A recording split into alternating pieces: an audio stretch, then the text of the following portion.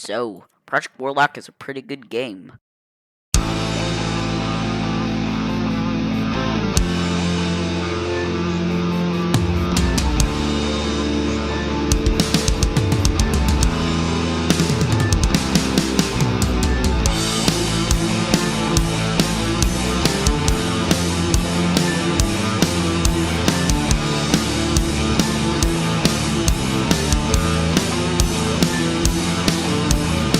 Just from that footage alone, you should know that we're talking about a good game.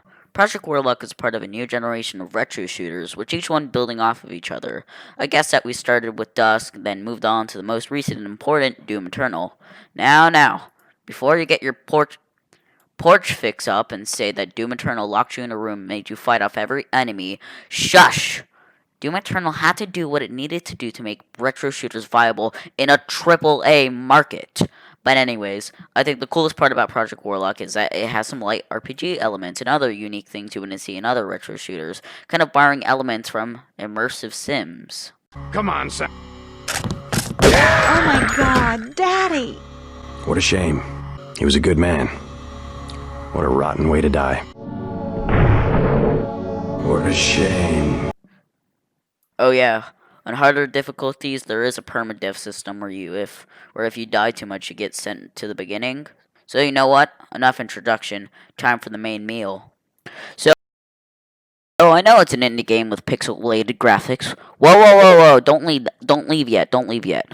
So I know half of all people playing might get turned off, but it's good. It's like the good type of pixelated, like actual art. This game has one of the nicest art styles.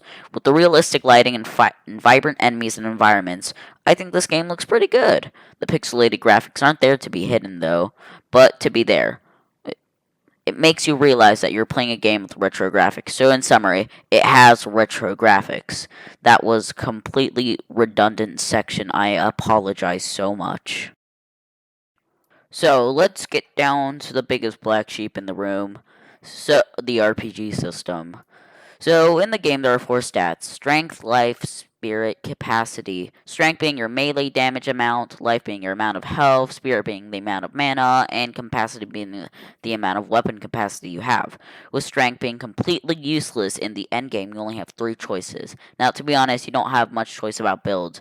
The game, of course, isn't Oblivion with multiple classes and tons of character customization, but I mean, you only have 2 builds, 3 at best. With capacity, you increase the number of bullets you can hold, and with spirit, you increase the amount of mana you have.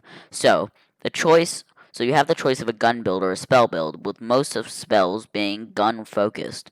You could also try doing both, which is mostly overly effective, but it feels like the magic was more of an afterthought than a gameplay standard. Also, with the RPG system, you can use specific perks on different levels, from adding extra health and capacity to turning yourself into fucking Sonic.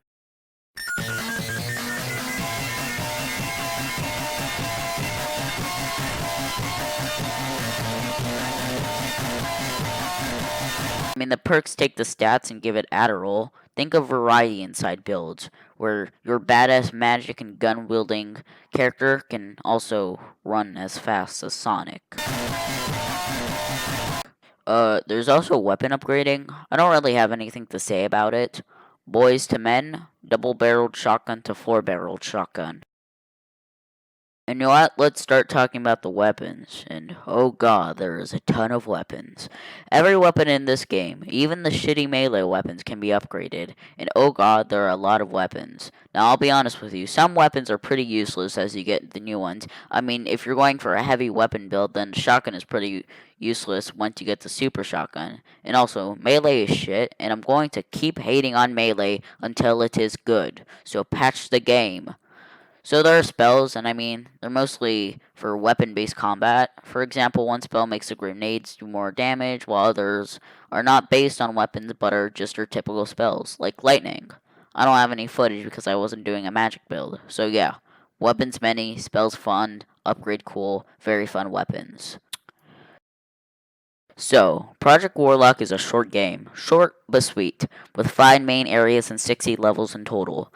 And you might be thinking, bruh, 60 levels, that's too much, until you realize that each level is bite-sized. Every area is definitely different. For start, we got Medieval Castle, which in my experience is the worst area of the game. I mean, they dropped the ball. This area is just not fun. IDK I don't know what happened. If you're not having fun with the game and just realize that this area sucks.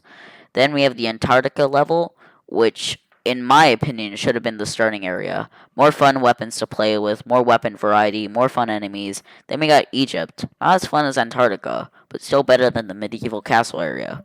My biggest criticism was the rooms were too small and square. Then we got the industrial area, which is my favorite. Big areas, badass weapons, badass enemies, cool weapons, and pretty hard. Then we got to hell, which, oh lord, damn, that's an interesting area. Let's start by saying it's hard, and the enemies are reskins, but cool. Also acts as a way to get all the previous areas into a new area, harder difficulty. Very fun, lots of different enemy varieties. Mwah. Very nice. It's a good game. 7 shotguns out of 10 homeless men. So, the next game is going to be, well, Lost in Viva, maybe. To be honest, I just haven't been really enjoying video games, so I might make some other content, like movie review or book reviews if I can make it actually interesting. And also, if you haven't noticed in the video, I'm making much more jokes, more interesting dialogue. I've started using scripts because I want my video to be much more high quality. So, that's it. I'll see you when the world freezes over. Bye.